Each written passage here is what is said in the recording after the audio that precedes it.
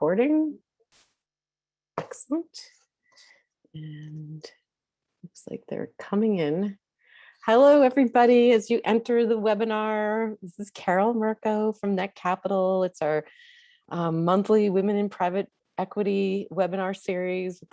Our topic this month is gratitude. Thank you for coming. We're so excited. I'm going to just let a few more people come in and then we'll get started in another minute or so. We have an amazing panel and a great topic. So let me look at the time. All right, you know what? It's 2:02. I'm going to start. Anybody who comes in the middle, they can go back and listen to the recording. So I have given a lot of thought to the concept and practice of gratitude. Many years ago, I met a woman who challenged me to practice gratitude. My first exercise was to look around me and thank everything.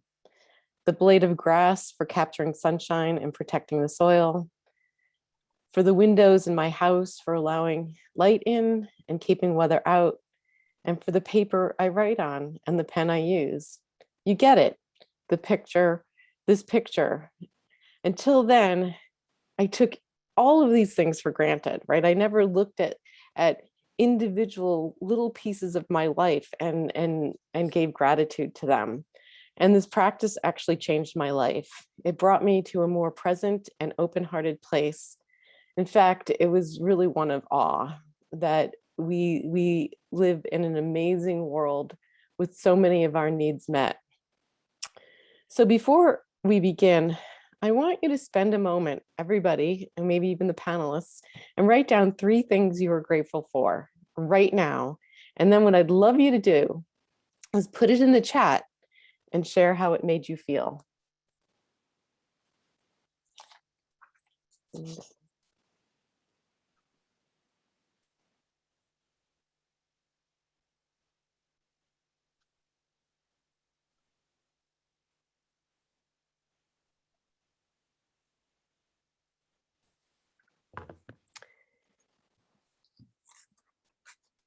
I know it's painful having silence, isn't it?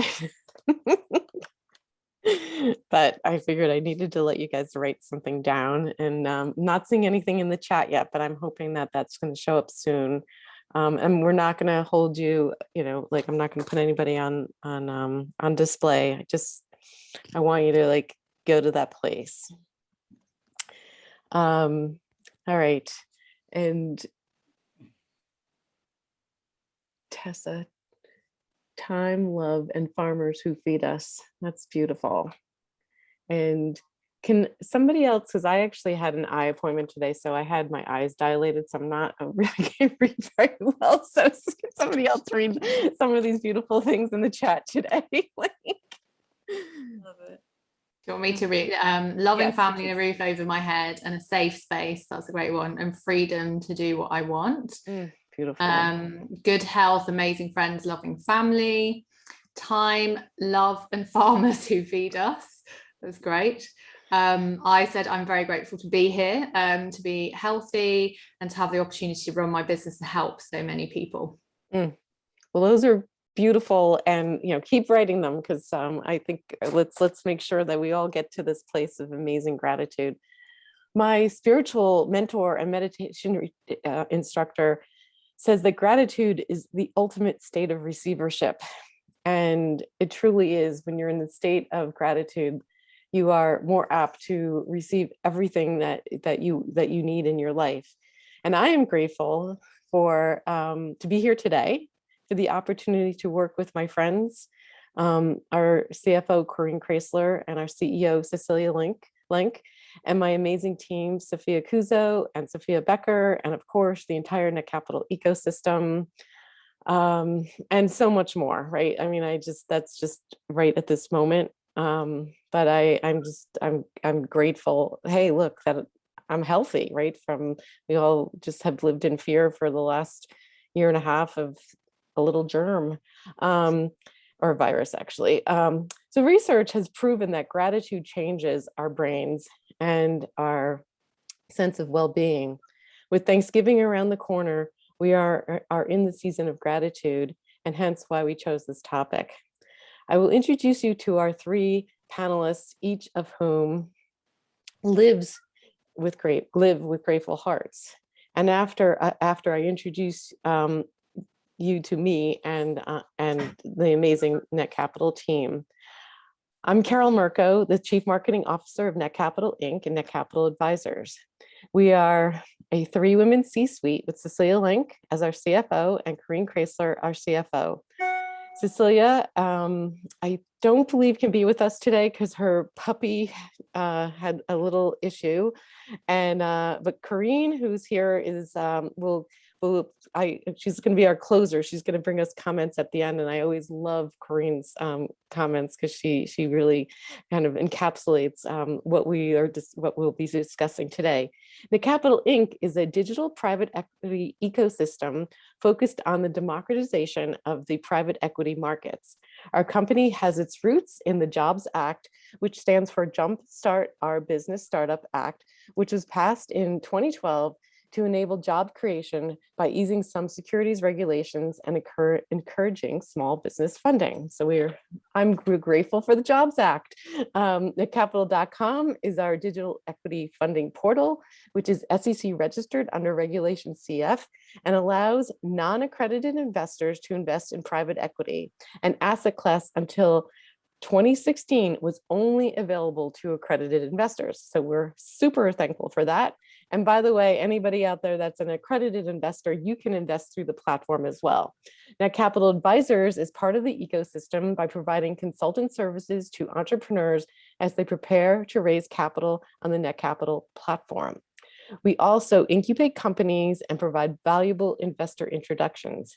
Netcapital Inc. is publicly traded on the OTC as NCPL. Cecilia, Corrine, and I are here to celebrate, promote, and support women in private equity. Our webinars are designed to foster open conversations and discussions about topics that are relevant to us as women business leaders. And now I get to introduce our amazing panelists. And I have to I have such huge gratitude and thanks for each one of you. And by the way, just for fun, you have to see my sweater. Thankful. Sorry, it doesn't fit into the screen for some reason. But anyway, Amy Williams from across the pond in the UK is an innovator, entrepreneur, and founder and CEO of FemFoundry, an inclusive digital networking, learning, and media space for women. Her aim is simple: revolutionize the online networking and learning space by offering an authentic, female-friendly user experience. She has a background in leadership across the media and marketing spaces, and she believes that all women and those who identify as such deserve the opportunity to upskill, develop professionally and personally, and to feel confident and welcome in the spaces that enable them to do so. And she's a natural problem solver with a passion for championing female capital and leadership, with experience raising significant seed capital within her first year of launching FemFoundry. So congratulations, Amy. We're so happy that you've created FemFoundry and that you are here with us today. Our next panelist is Tessa Edick. She's the founder of Farm On Foundation. She's an author, school food activist, food entrepreneur, industrial hemp farmer, and founder of Farm On Foundation. Her Farm On movement has cultivated and nurtured a broad network of supporters, partners, and beneficiaries within New York State as a pilot program that are being replicated and scaled nationally, most recently with Google and New York State Department of Ag and Markets. Congratulations on that, including her role on the New York State Governor Task Force and Executive Council on Hunger and Food Policy.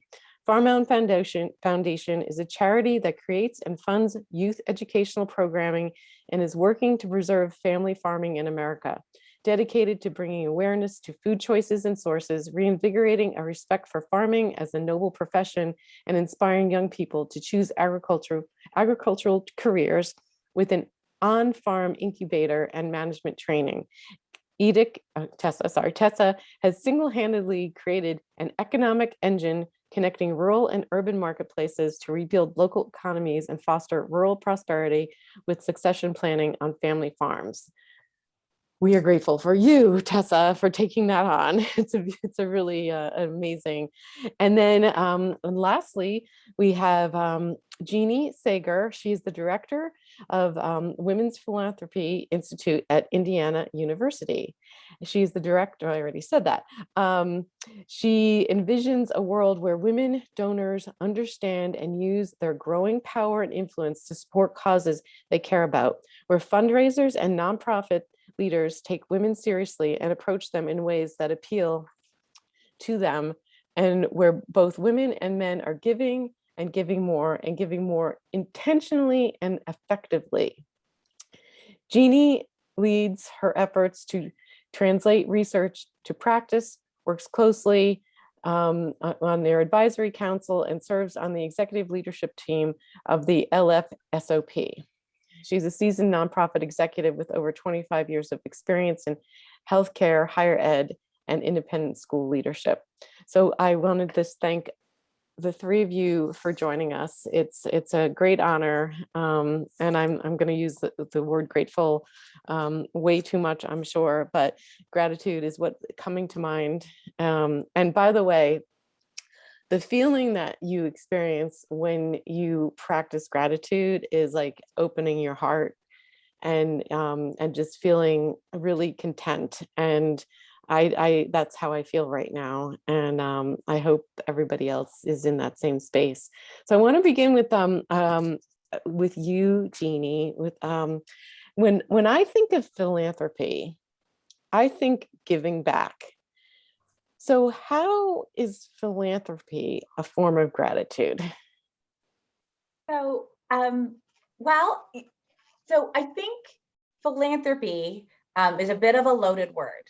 And so one of my missions and passions in life is to reclaim that word, because I think sometimes when we use the word philanthropy, people put up a wall because they immediately think about money, Mhm. or they think about, old white rich men. And I really want women in particular, but all of us, to reclaim what philanthropy really is. And at the Lilly Family School of Philanthropy, we define philanthropy as voluntary action for the public good. And what that means is that it's an expanded definition, right? So it's not just about money. It's about all the ways that you can give back to assert and change and make the world, into the world that you want and that you see and that connects with your visions and values. And what we know from the research is that women are also are drawn to this expanded definition of philanthropy. And that's why so often they kind of reject the notion of being a philanthropist, because it's not something that they can fully relate to. So I like alliteration, and so this idea that you share about philanthropy being about giving back. For women, philanthropy is about generosity. And so when you talk to women about all the different ways that they use all of their resources, time and talent, treasure is always the one that's first connected, right? But now we really are advocacy is philanthropy. So we call that testimony. And using your networks, which women have done for ages, right? Through the history of time. That's ties, time, talent, treasure, testimony, and ties. That's philanthropy. But for women, it's more about generosity. They're more drawn to that word and this idea of gratitude. So the two G's, gratitude and generosity, really drive philanthropy, just like you said, Carol. It's the idea of giving back. Oh, I love that. So you've got the 5 T's and the 2 G's. So, not that I could remember what the 5 T's were, but I was counting. So how are women different in how they give? I mean, because I know you mentioned the 2 G's, right? But I want to get more granular, because I think this is really, really important. Just because I think giving, as a philanthropist, but it's also giving as an investor, right? Like, I think they're almost linked, and I want to they're very linked. And it's one of the reasons that WPI is really interested in this, in translating research to practice, because we know that in the marketplace, and we know in the wealth advisory space, they have really locked in and understand that women kind of approach choice and decision making differently than men. They've seen it, and they've been able to kind of capitalize on it and leverage. It hasn't happened so much in the nonprofit space. We're still raising money geared towards who the donor was when professional fundraising started. And that was in the 1960s, which means it was probably an old white man. And we haven't really changed the tools and the way we approach donors, knowing now that the ecosystem is so much more diverse. And what the research shows, being led by women. Women give more and they give differently than men. And it's not that it's not a one's better than the other, it's just different. And so this idea of really kind of meeting everyone where they are and acknowledging that. So for instance, in terms of research, we know that today an organization's average donor is a 64-year-old white woman, right? And so, so we know that women give differently in all the different ways that we can look at the how, what, where, when, who, why, all the things around philanthropy. And so, real big picture, we know that in terms of motivations, why do women and men give, and how do these motivations influence their giving? For women, giving is based on, more often based on empathy for others. And we see that in the wealth advisory space. You know, when they're setting goals for themselves, they tend to set goals that include their family or their larger community when they're looking at the end goal. In terms of outcome, what difference does giving make for women and men? When we did a study on life satisfaction, and simply put, you know, in terms of gratitude, giving is satisfying. It's part of that feeling. And so for single men, they see the greatest increase in life satisfaction when they become donors, when they simply give. But for women, they see an increase in life satisfaction when they are able to give more. So simply put, men are happier when they give, women are happier when they're able to give more. And women like to give collectively. So how do women and men give? What kind of platforms do they use? We know that women are drawn to this movement that's been around for over a decade now, but Giving Circle movement, where they're allowed to kind of come together. It's democratizing philanthropy, one gift, one vote. And they're more comfortable in using all the tools that are available to them to give. So they're more likely to give online than men, and give more online than men. So that's just a kind of a quick trip through. We have about 150 data points that demonstrate that gender matters when it comes to philanthropy, and all of that is available. But kind of back to our theme around gratitude, when you look at motivations, it makes sense that in particular for women, this idea of empathy, and, you know, supporting causes that I often say that women give from the head, the heart, and the hands. They want to see it, understand it, experience it, touch it. They don't want to be seen as simply a wallet and want to write the check. Back to what I said earlier, they want to give all of their resources in order to do good.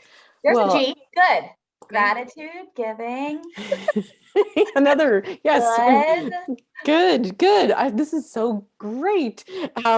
So I just want to just shine the light on you a little bit. So when we were first chatted, and I asked you to join the panel, and she said gratitude is like my favorite topic. So why is it your favorite topic?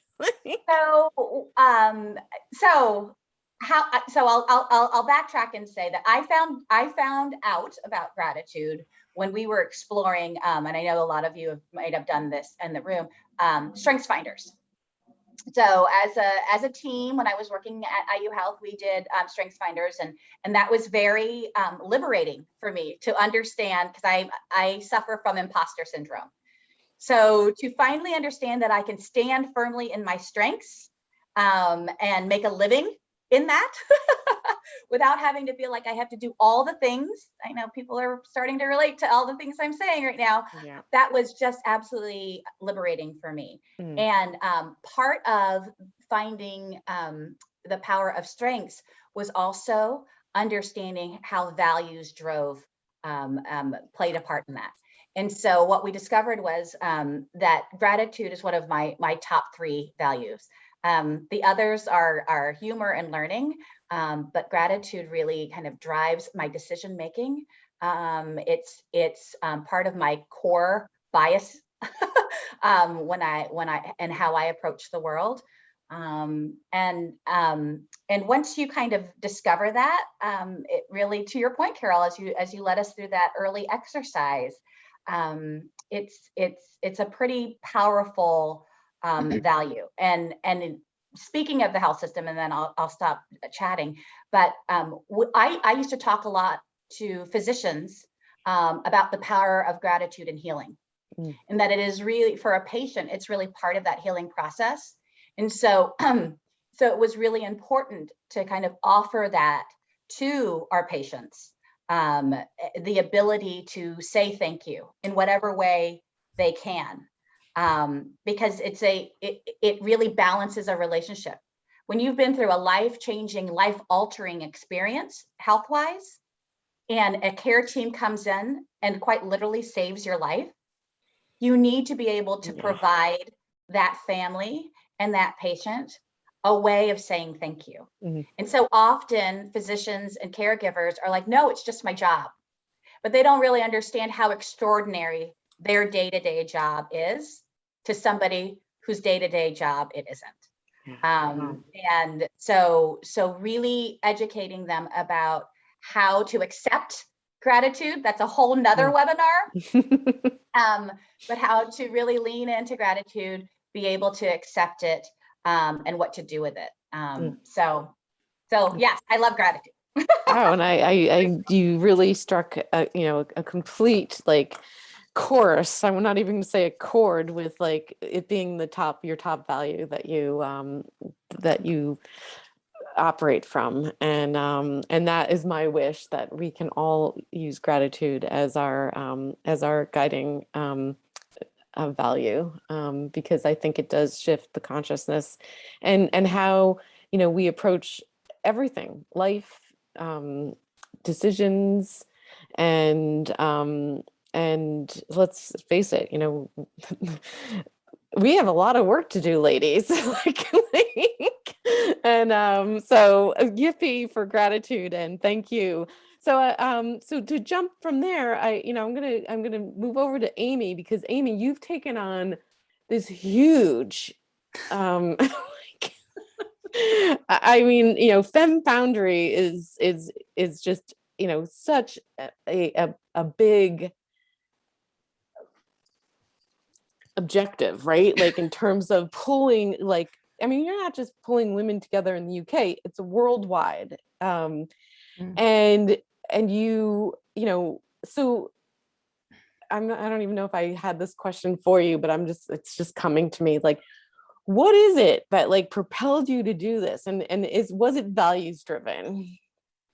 Yes, it was, absolutely. I know everyone's like, you're crazy, what are you doing? But no, it absolutely was value driven, and it was very personal driven as well. And it's actually, I was smiling through a lot of that, looking at the comments, because two of the things that the reasons that I wanted to create Femme Foundry and what it is and why it's so different, and it's not just another sort of women's networking club, is that from my own experiences in my own, so I had a media career for 20 plus years, worked at some of the biggest corporations, Daily Mail, very male driven company. We need wine and a whole other Zoom for that, but And, you know, one thing that I saw and experienced myself is that women are reluctant to support each other. And quite often women can be our own worst enemies. And I think that, you know, there's a myriad of reasons for that, but particularly in the corporate world and in the business world, I think traditionally women were really taught to compete against each other. And obviously there are less positions at the top.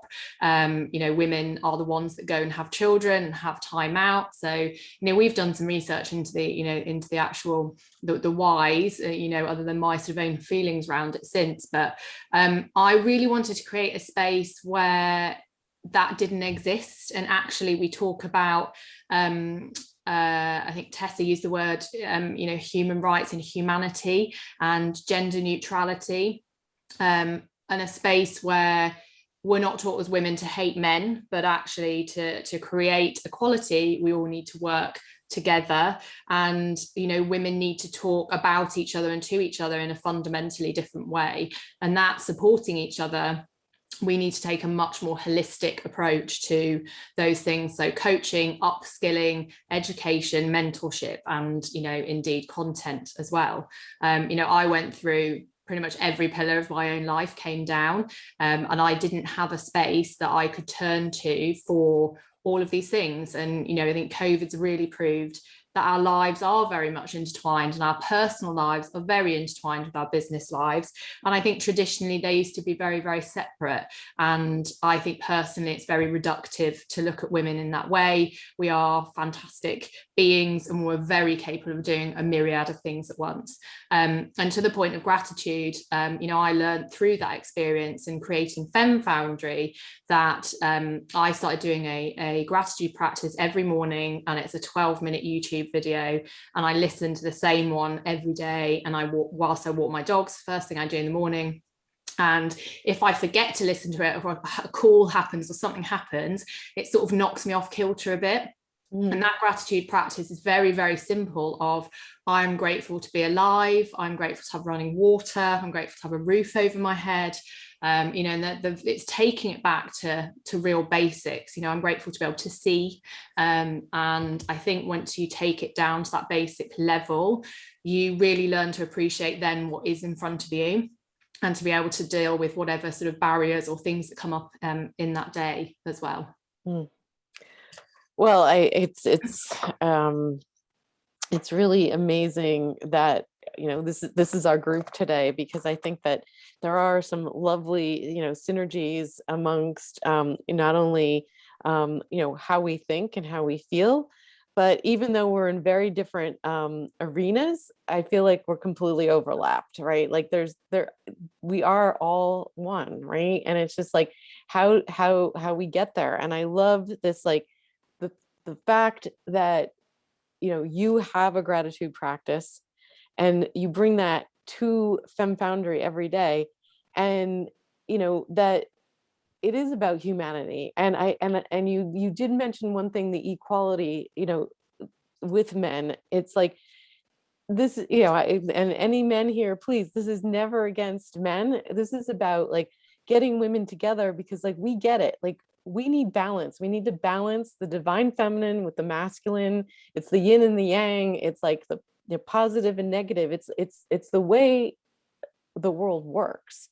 And, you know, with what everybody here is doing their small part. And I feel like it's like Amy's is like, we're all doing a small part in a big way to like change that paradigm. And it has to start with women supporting women, I believe, like, you know, so that we get it. Like, we all want the same things, right? Like, put it out there, make it happen, support each other. Let's not tear each other down. So I looked, you know, and looking and spending some time on Femme Foundry, you have, you know, a health section and a spiritual section on your app. And I really see gratitude as the intersection between kind of both of those. Can you just talk about that a little bit for me? And just, if you want to, just explain the app a little bit to the audience. Sure, yeah. I mean, there's actually there's 4 fundamental content pillars, and I would say they're all deeply linked to gratitude. And we started the platform. One of my sort of sayings was "speak it into reality," and I really believe that. And I can't remember, someone very famous said, "If you believe you can, you're right, and if you believe you can't, you're probably right." And I've always been a can. And we fundamentally believe in speak it into reality. And the 4 pillars are mental health, physical health, financial health, and spiritual health. And I think to do any of those well, or be excelling in any of those things, you have to have gratitude, right? Boils down to the same thing. But to your question, health and spirituality are so intrinsically linked, yet a lot of traditional sort of platforms and content platforms they don't talk about spirituality or health in the same platform, never mind the same sentence, which to me was absolute bonkersness. And if you used to talk about spirituality in a Zoom chat, on a business chat, people are like, "Oh, she's gone a bit mad, like off she goes," or if you're talking about your chakras or whatever. We've just done a course on all of your chakras and how they actually relate to business, and how we can really help you in business as well, and help you communicate in business. But health and spirituality, if you take it back, decades and decades, have always been intrinsically linked. And ultimately, I think if those 2 things are working together, it improves your sleep, your mood, can boost your immunity, decreases your risk of disease. So of course they are intrinsically linked, because ultimately, if you're positive and you're talking about gratitude, someone once said to me, if you're doing your gratitude meditation or you're in gratitude, it's very hard to think negatively. If you're speaking positive lines and eventually you will believe them, it's very, very hard to then think negatively. And in that moment, even for however long you do a day, so mine's 12 minutes, it's very difficult to feel crap, even if you feel crap. Sorry, I don't know if I'm not supposed to do it. It's bad. Okay. Well, I completely agree with you. And I love the 4 pillars, actually, because, I do feel like financial health and physical health, I think if somebody doesn't feel financially healthy, it impacts the other 3 pillars, right? So, so they are, all 4 of them are linked, but and I agree that gratitude connects all of them, and that practice is I'm really happy that many of us here do have a gratitude practice. I want to show you guys this. This is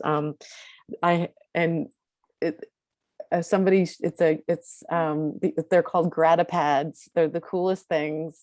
Every morning, that's the first thing I do, is write like the 5 things I'm grateful for. Sometimes they're the same, right? And other times, and they're one word, and other times I'm writing the smallest little words possible, because I have a lot to say in what I'm grateful for. But it does absolutely, start your day, in this space that is not about what you're stressed out about, but what you're grateful for. So even if you slip into stress, at least you started with gratitude. And it's not foolproof, I can tell you that much, because stress does stuff. It's really, listen, it's really hard. It's really, really hard. And especially if you've been, if you are going through any trauma or your problems or whatever you're going through, bad times, believe me, I've been through it, and it's really, really hard, and it takes practice. It doesn't. I'm very impatient, so I was like, right, just going to work in a week. Woohoo! I want to feel amazing. Does not happen like that. But as the most impatient person I know, I can tell you that it absolutely does work, but it does take time, and like anything, it takes practice. And I think to start the morning with gratitude, and then end the day as well, someone said to me at the end of the day, say thank you for all things in that day, and whether that's just, I haven't cried today, so I'm grateful, thanks for that, or however bad it is, there's always something that you can be thankful for. It's so beautiful, Amy, and thank you for creating Femme Foundry, and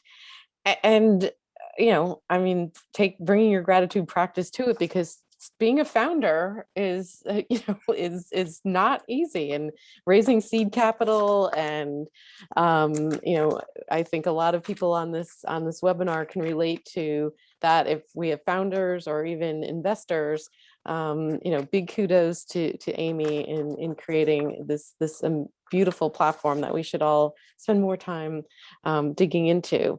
It's And about to relaunch, so dig into it in 2 weeks, because we're doing a massive relaunch. All right. Yeah, new app in 2 weeks. So all right. yeah. Well, I have the old app, so will it just like automatically upgrade? No, or you'll be getting, there's comms coming next week, so you'll have to download an entirely new app, but it's single sign-on. It's very easy. Cool thing. All right, excellent. So everybody maybe wait for 2 weeks, but anyhow, do you have a mailing list maybe that people can join for? Yeah, you that? can sign up for the newsletter now on the website, and that will give you all the comms to the tool and new stuff that's coming. Cool, excellent. All right, Tessa, you are, I've known you for several years. You're a founder at your core, right? I mean, that's what you are. I feel like you're just a person who has the capability and the vision to bring an idea to life. So how does gratitude come into play in the way you lead and create? Thank you for having me. It's such an honor to be around all of you. And exactly, Amy, I concur with all that you said. And I think we are more alike than different. And I think that, gratitude is strongly and consistently related to greater happiness. So if at your core, you can lead with love and try to bring empathy and work on what is working instead of what isn't working, it does become your habit and your speech. And having a background coming from nothing, and where we weren't fed, let alone looked after or questioned love and safe spaces, to grow into a place that you're full of gratitude and hopeful is very few and far between. And we were talking about, women don't generally lift each other up. We live in this patriarchal society, and we bow to it. And the state of white rich men is disheartening. And I've worked with many, and while there's some inspiration and certainly funding, you start to question your own value, and you put yourself in a second seat, and it isn't, you're not grateful for that, but you don't know how to navigate out. And I always joke, Andy Cohen's laughing all the way to the bank on The Real Housewives, because he put women in a room knowing they would tear each other down. Men would never. They would code up and say, never, that never happened. It's only amazing, So how we get to use our vernacular and our intentions and collectively coming together is really powerful. We don't have to give them the power.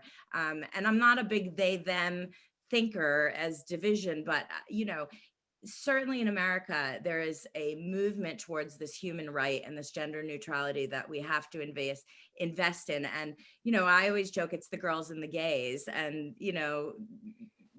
that's a minority too on some level. So how we get that all together. So I think being a founder is innate. Either you're going after things and you're confident to do that, or you're not. And then when you're going through that, you have to wish it into reality, do the hard work, show up.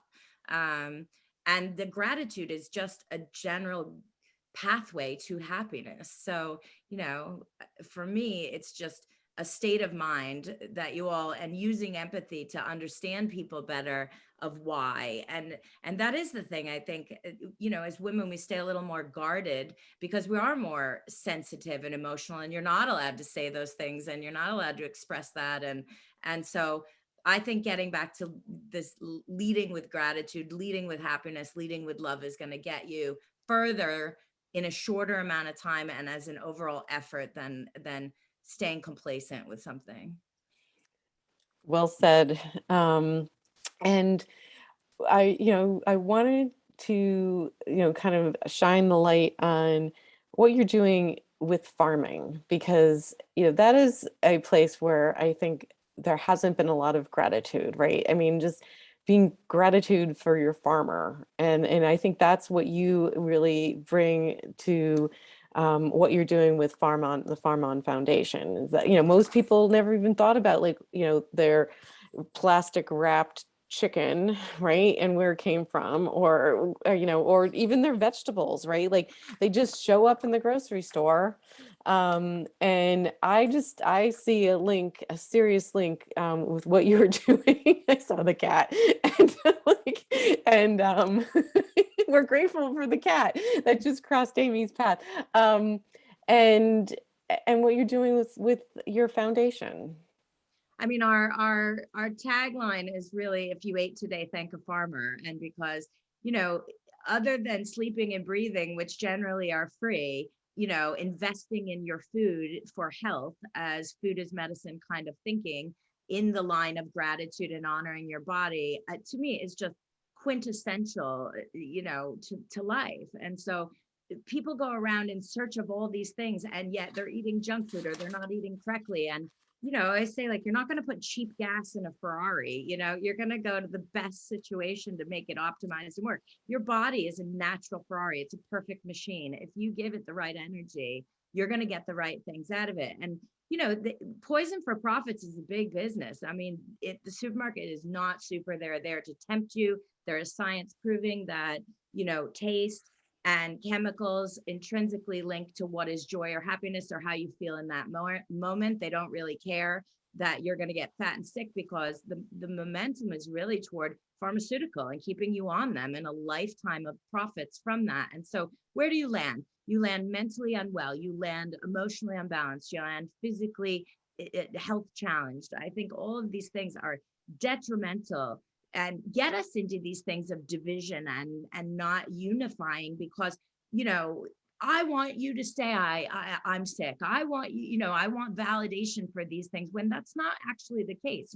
Everyone just wants a hand on their head or a kiss on the forehead or to be hugged once in a while to say, you matter, you're important, I'm grateful, you give something, right? But we try to live at a higher frequency, and so frequency is so important in energy and exchange and how we give to each other. And it goes back to women just generally are grateful. We have a joke in the office about when you say you're sorry, you have to put $1 in the jar, right? And the sorry jar, because it's all day. I said the other day, like, I wouldn't even have to work this week because there's so much money in the sorry jar. What are we saying we're sorry for all the time? And so in this panel, I've been thinking about, could we turn the sorry jar into a gratitude jar? And could we, instead of saying I'm sorry for something, spell out what it is that you're actually saying, right? It's not a filler, it's not an and so how we could move into more uplifting, to Amy's point, positive speaking and better outcome, we could do that. The farming is, I'm such a foodie, as you know, Carol, and you're a chef and lover of all food. And when you get into, like, thanking the birds and the bees and the wind and the butterflies and the things that are contribute to your food sources and the feeling good, you can't help but ask why we don't respect and pay our farmers. Like, farming should be religion. There shouldn't be tax on that land that feeds us. We should move into respecting them in the longest hours, in the worst conditions, on every holiday, on every day. We should do nothing but thank a farmer every single day as the top of our lists. We think that we revere the doctor, we revere the lawyer, all these other things, when in reality, the most important things in your day have probably to do with the farmer, or the best joyous occasions probably had to do with a meal or the taste of something, or taste it, sharing. All this is so related. So I think bringing the next generation in as the farmers aging out, how do we focus them on the business? I mean, we all know the younger generation isn't going to be like us and work all these hours for nothing in hopes of the big bright light shining. So we're moving into a new world, right? And if the farmer could be a part of that economic development and valued, and we can give the business teaching and acumen and entrepreneurial skill sets to the next generation, then they can come in and be the cheesemakers, they can be the caterer, they can be the production of food or products or thinking, or a digital platform to make things get to us faster and better. How those dollars multiply in a municipality, all of that is so important as we look to how we want to be grateful in happiness and success. And a lot of it has to do with the food. So somebody had to lobby for the farmer. Someone had to inspire kids to hone in on talking and being comfortable about money and the business involved in it. So these aging out farmers with land and infrastructure that maybe capital is prohibitive for young people to get involved could go plug in the business. Then you have the farmer there, the legacy continuing, the joy of that hundreds of years passed down through families on a name on a farm continuing, while you have the business running and paying those taxes and feeding the people.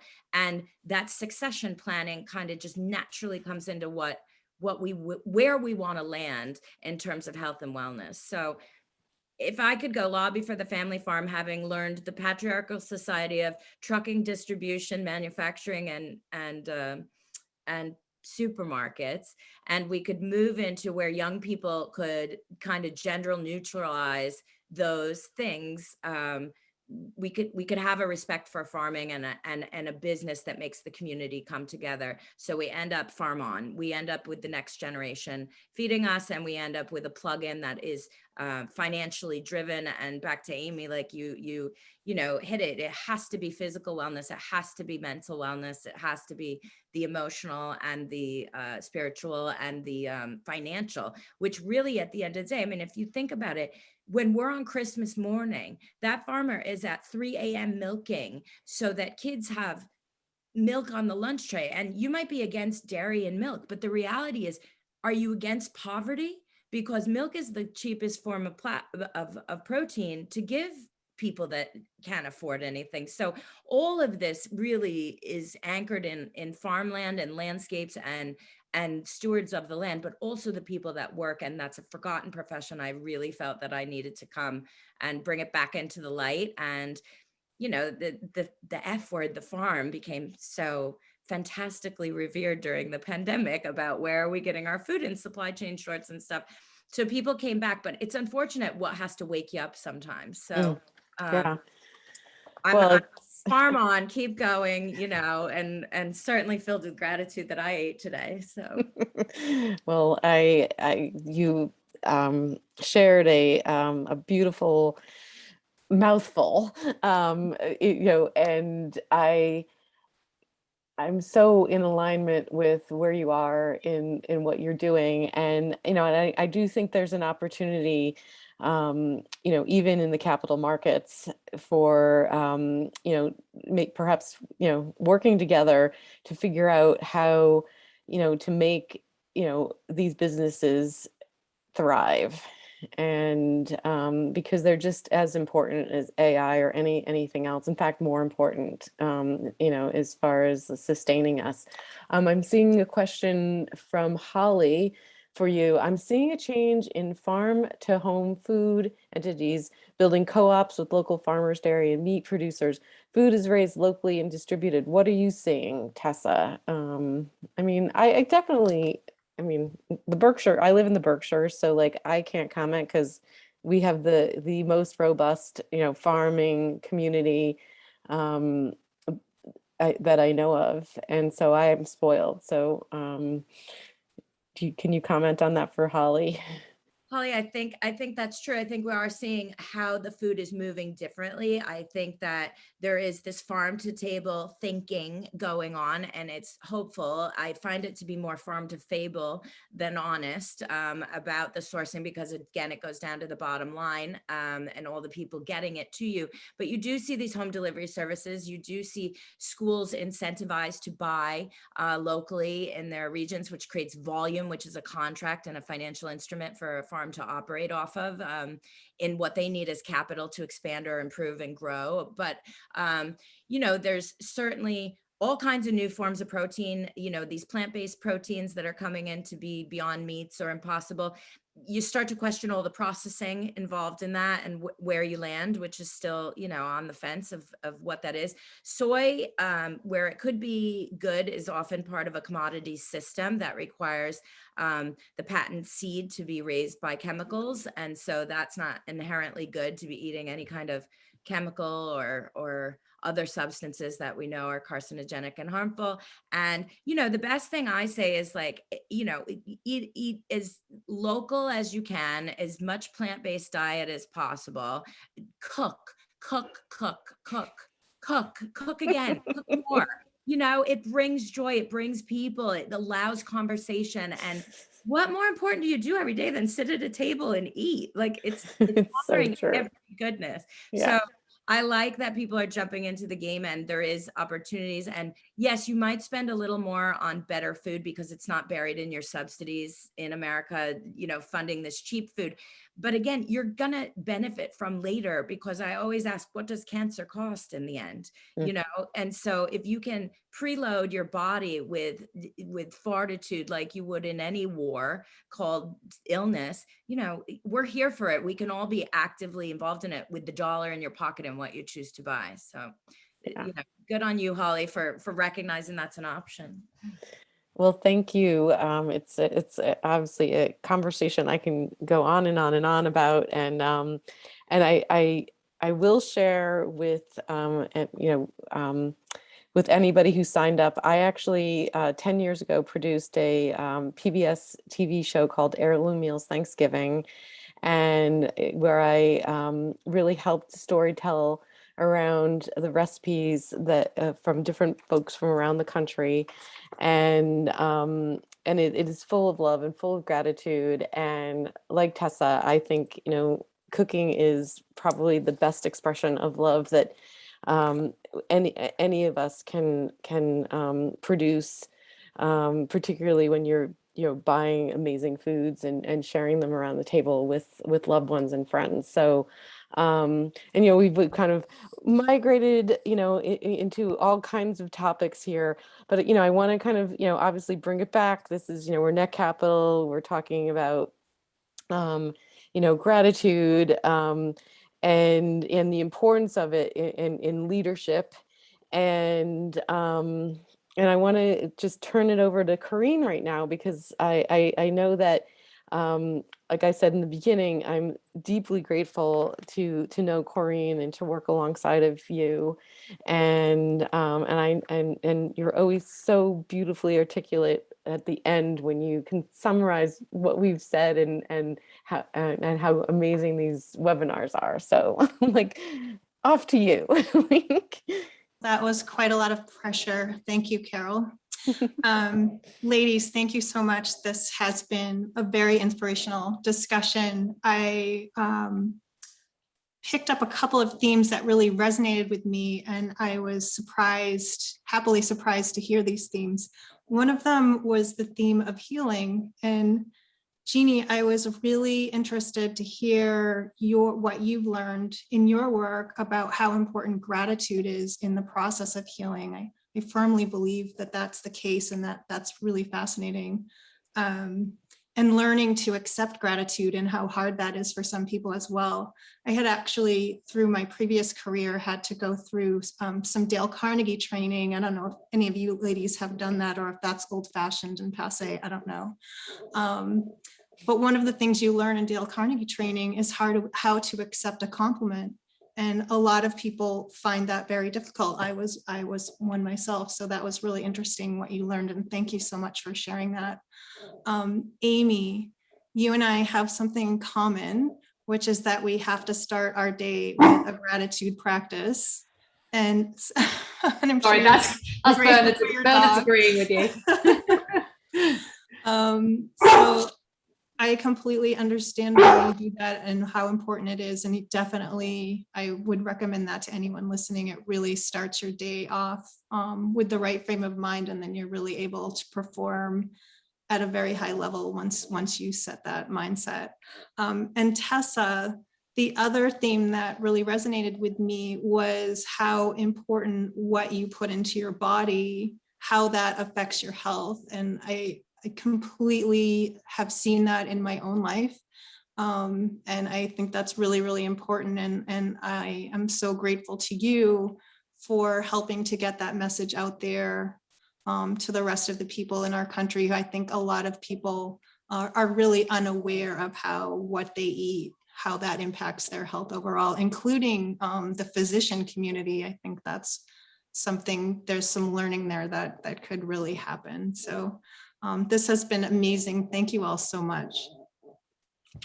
Yeah, I thank you, Corrine, and I know I compliment Corrine, but you know now I know that you learned how to accept it. So like,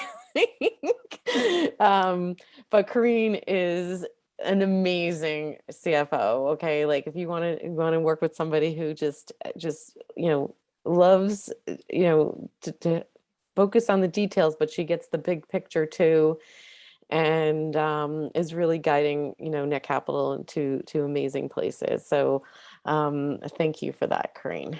And Thank you, Carol. you're welcome. And I want to just look at each one of the panelists in the eye. I don't know how to do that on Zoom because it's so Jeannie, I am so grateful that I found you by sitting in somebody else's webinar and hearing you talk about, I think it was, how women equity, how women invest in crowdfunding, right? And reached out to you, and so grateful that even though Zoom we're all kind of like yuck, it's like I wouldn't know you if it weren't for Zoom. So thank you, Zoom. And I look forward to continuing to build our connection and within this whole group. And Amy, oh my God, I just feel like it's just the tip of the iceberg, getting to know you and what you're doing with Fem Foundry. And I just feel like there's going to be some amazing synergies, and I look forward to exploring those. And I'm so grateful that I think, I can't even remember, I'm sorry, I apologize to your friend who introduced you to Cecilia and me, but it was just a beautiful meeting back then, and I really was surprised you weren't wearing your very cool black glasses that I fell in love with. Can't really see any of you, they're here.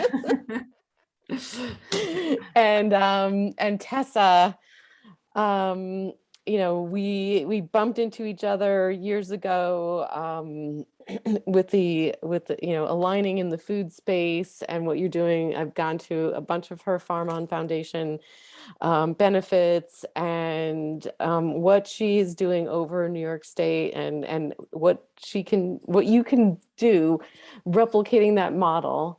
And I see the potential, with great gratitude that, we could probably collaborate to figure a way to make this bigger, and and help the whole farming industry come back to family farms, away from the kind of what did you say? Poison for profit, away from poison for profit. And if you guys want to take, we have a minute to say, quick gratitude. So Amy, you start. Why, gratitude for each one of us in here. I'll give you 30 seconds each. What am I doing? Sorry, what am I doing? Just why this panel, what's your takeaway and gratitude from this panel? I'm so grateful to meet you all, and all the synergy that I'm hearing here. I get very excited, and now I live in England, I won't be able to sleep, so I will be contacting all of you because this is brilliant. I'm very grateful for collaboration, which is what I'm all about, and all these amazing ideas, and this is how we all learn and develop together. Beautiful. Tessa. Yes, I concur, Amy. The collaboration is so exciting. You're certainly each inspiring in your own way of how you're giving. And I'd love to learn more and invite you all, if you're ever in and around New York, Hudson Valley, come. There's plenty of room for all of you. Bring whom you like and come cook with us and get in the field and get dirty and see where that leads you. So I'm going to bring my shit kickers over. Excellent. We have a whole room full of them. So whatever size, I'm sure we got. So just keep Show up. And Jeannie. I love knowing that. I am grateful for connections. So back to Carol's story, the opportunity to just say yes. And when you say yes, you get to meet some amazing people and learn about the amazing things that are happening in this world to create the society that we all live in and value. So grateful to now know Amy and Tessa and Corinne and Sophia. And I'm looking forward to being in Carol's kitchen one day. I'm going to manifest Beautiful. that. I'm going to manifest that. I'm going to get to Tessa, go over the pond to see Amy, and I'm going to get a meal cooked by Carol. All right, we're gonna like we'll just everybody come on over. We'll put a date out there, and then we'll go spend some time in the UK. We need to get you all in the Femme Founder kitchen. We'll do a virtual Yes, kitchen. Awesome. Yes, Yes. I'm going to get that app 2 weeks from now. 2 Yeah. weeks. Don't download it yet. Wait. Wait for the better one. All right, so we have to end. So with a giant full heart of gratitude. Thank you, Amy. Thank you, Tessa.